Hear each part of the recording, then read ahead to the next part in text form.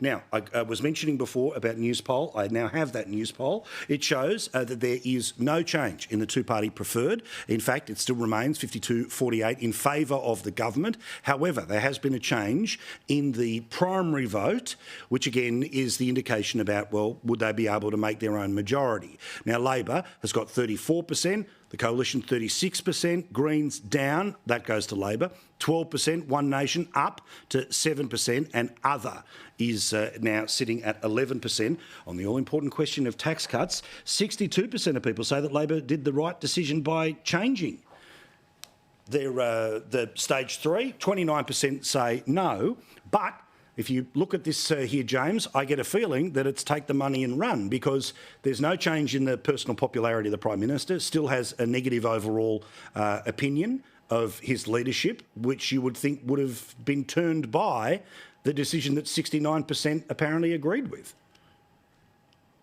Well, see, I've got a real problem with this, and the Coalition have the biggest problem, because with all the lies that have been told by Labor, and with all of these significant cost changes, the shift in which we're all burdened with, whether it be on electricity prices or whether it be on increase to excise on fuels, alcohol, cigarettes, everything else that's happening, the Coalition haven't made any moves to improve their vote. This is a government that will get a second term at this current rate, because they've got a fallback position with the Teals, the Greens, and God knows who else in the lower house. This is the problem that Peter Dutton faces.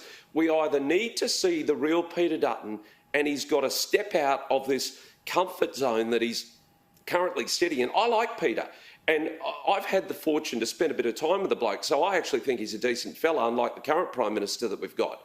But more of this country need to know what Peter Dutton stands for. And he's got to take the challenge up to this government instead of just laying down and allowing them to walk all over him. Where is Peter Dutton in this argument over the broken promise on taxes? And I just have to say, you're going to end up with a second term of this lousy, lying government unless we see some real action out of this Coalition. That's the sad part, Peter, Paul. And look, going back to that issue when it comes to excise tax, yeah, look, I wouldn't mind paying a bit more for excise tax if that money was actually being quarantined for better roads in this country. It's not. It's going to consolidated revenue. Correct. And, you know, when they're giving incentives for electric vehicles to be on our roads, they're not paying excise tax. So they're actually not paying towards using the road network in the first place. We've got some real issues at this present moment with this current government. So, Nicole, let's talk about part of what James said about how Peter Dutton presents himself, how he should present himself. I think that he's going to land in the right place, which is, look, we always back a tax cut, we'll back this thing, and it should get through the parliaments faster rather than later. But there's a whole bunch of other issues that we've talked about here, from the excise to the hybrid to all the different issues that came out over summer that we've discussed. There's plenty of other rich pickings there that no doubt he'll get into in question time. Dunkley's coming up, but you see the media turn around and they've basically made Peter Dutton the loser out of the Prime Minister's broken promise. Look, as anyone who's involved in politics always says, Paul, the only poll that matters is the one on election day. 52-48 is very close.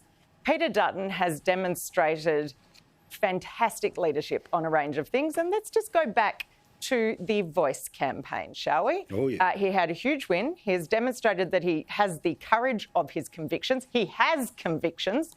And I know that we will see a raft of policies released by the opposition and opposition leader Peter Dutton in the lead up to the next federal election when the time is right. At the moment, quite rightly, they are not going to, it sounds like the opposition are not minded to block tax cuts. We need to help people with cost of living relief as much as we can. However, I do sincerely hope that we will see the Coalition sticking to our other tax cuts and proper reform of the tax system, which is well overdue, which is what was proposed with the Stage 3 tax cuts. And I think that that will win them a lot of votes at the next election. One of the key issues when we're talking about cost of living is power prices and power reliability. Now, if the coalition goes down the nuclear path, which I hope they will, they have been brave enough to have the debate. There's huge support for nuclear out in the community because people know that that is the way to have reliable, stable baseload power that also helps the climate. So there's a lot of time to run until this next federal election, and we now have, and I'm sure we will see this in the coalition's campaign, we have the liar in the lodge. Anthony Albanese lied to the Australian people about these tax cuts, and the power of individual MPs, senators, paired senators in Liberal seats and seats that we need to win is that they can go direct to voters through social media, through good communications, to let them know that they cannot trust Anthony Albanese. All right, quick You're going to have to do better than that, Nicole. Liar in the lodge hasn't worked in the last 2 weeks. What do you think it's going to do? We could go to an early election as soon as August. And you can't leave it until 6 weeks out once they make that announcement to start delivering policy and argument against this government. It's got to be now. Stop with this delay. Let's reveal what the coalition truly stand for, because right now I'm not seeing anything.